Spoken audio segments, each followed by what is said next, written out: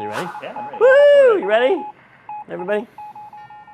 For Psychonauts 2, I think people will be expecting the unexpected more. You know, I think the first game, especially now, and I think, you know, people know a little more what to expect from Double Fine and from Tim. And so we might not blindside people quite as much, but we'll see what places we end up going with it.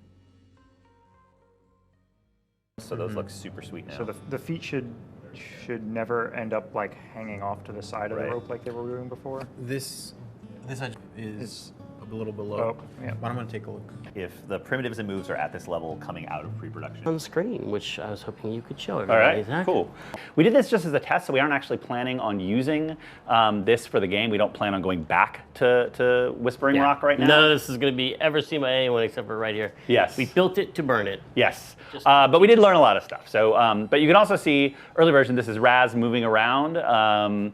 We've got his basic ground movement in. He's got a cool little walk and creep. We've got the double jump in. We've got the ball motion in there.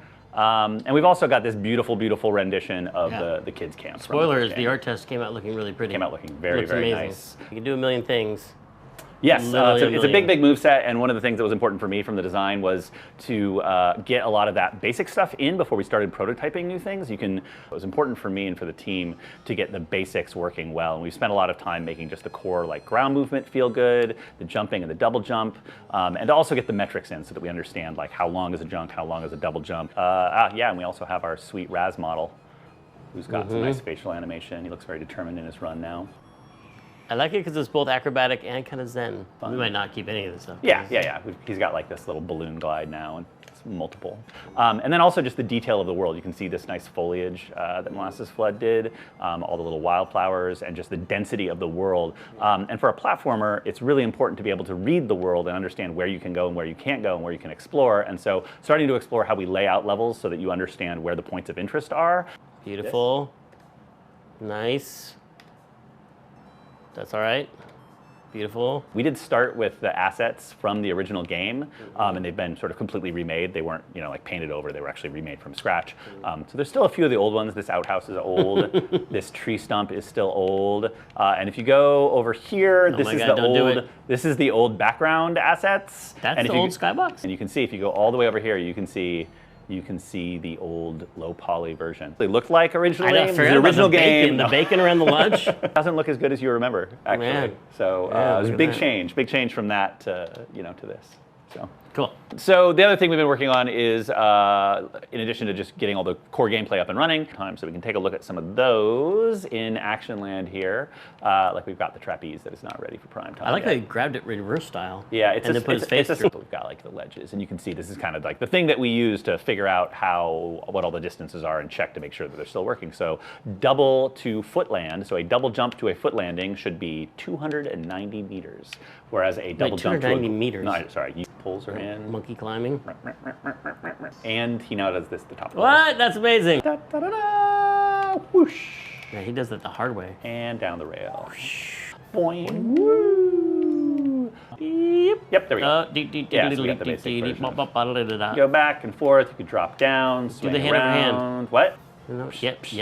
I like that. Favorite, telekinesis. Which is totally new. Which is totally new. You now can move around while you're holding things. You can throw stuff. You can grab it again. All the rest of that. Psy Blast. Early version of Psy Blast in. Fricassy, like, oh, look at that. So they could be knives or they could be pins. It could be giving Raz the ability to clone himself. It would be a psychic projection, but it opens up a lot of cool gameplay possibilities with kind of solving puzzles, sending one ahead of you, using them for combat.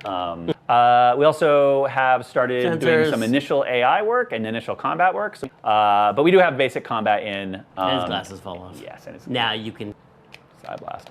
Got Raz's you guys tumbling dodges and tumbles. So combat is probably earlier than a lot of other things right now, just because the way that we're constructing the game, we're first going to come up with a whole bunch of cool new powers for Raz, and then design the enemies about making interesting challenges for all of those powers. So we're waiting until the powers get a little further along.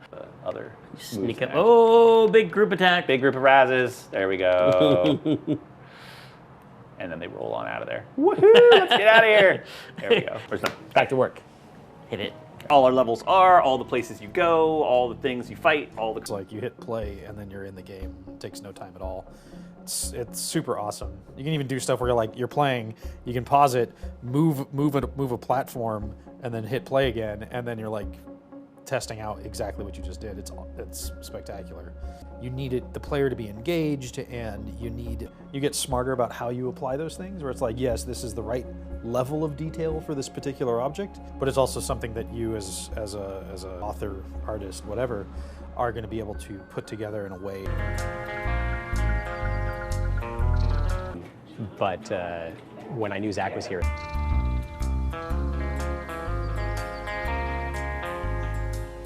in terms of trying to find what that platforming pacing feels like, getting some interesting flows through the level as well. So even though it was supposed to be an art test, it feels a little bit closer to a real-world Psychonauts environment, which is pretty exciting to have this early on in the project. Especially in these outdoor environments, exploration is a really big one, like feeling curious about the environment.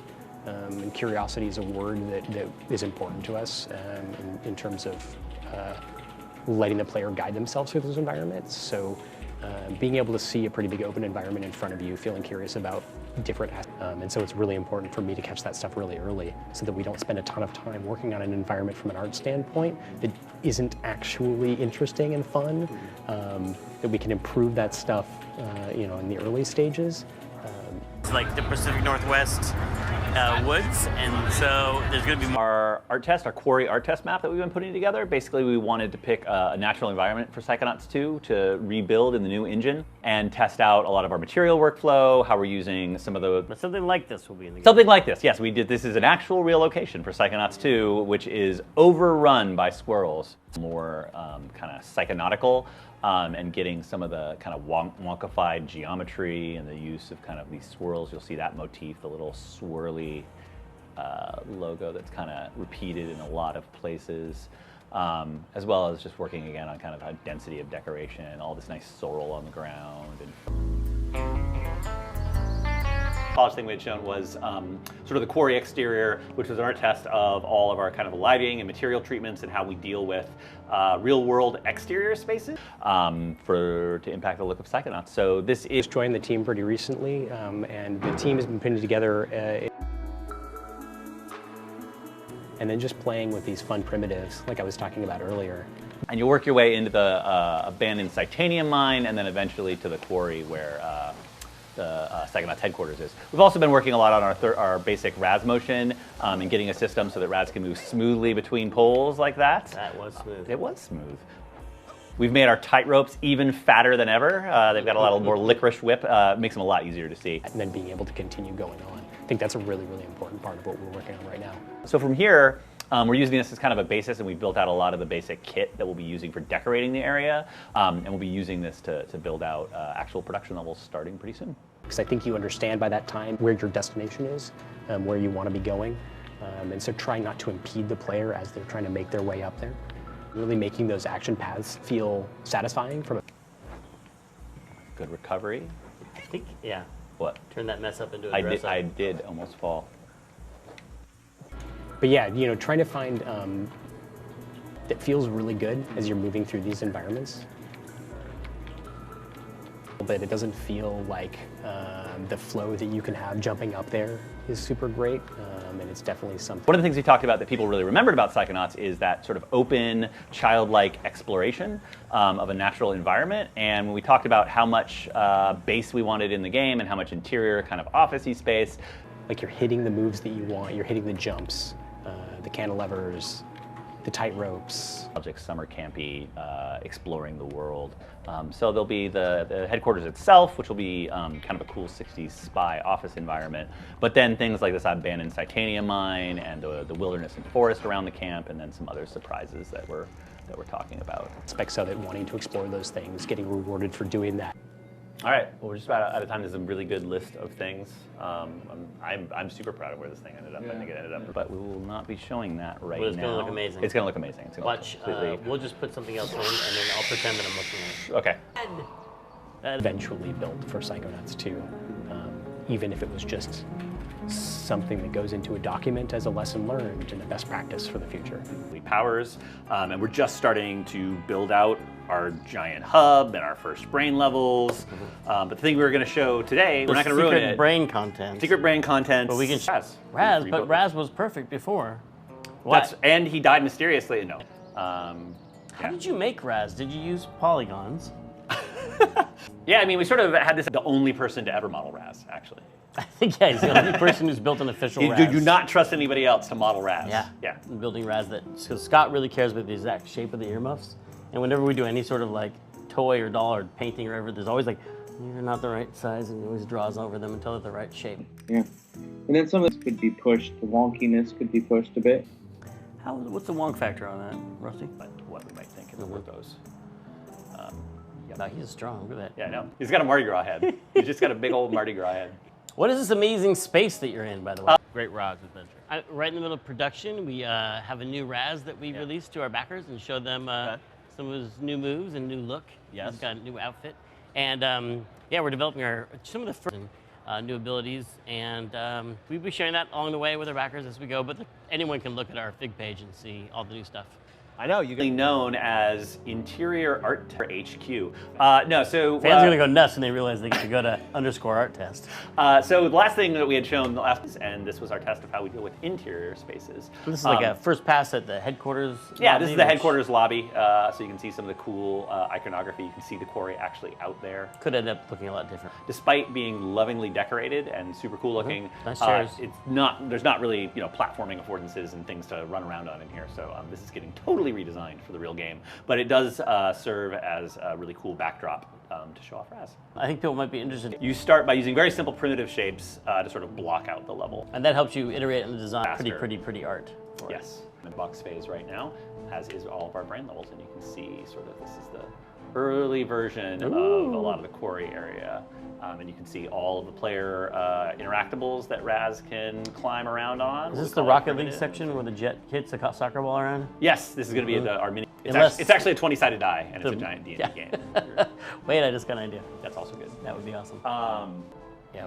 I didn't tell Geoff we were showing this, so they'll be okay. They'll be fine. They'll be fine. Everything, all the different systems in the game, all in one place, and so there'll be combat and powers and puzzles and exploration and collectibles and all kinds of stuff like that.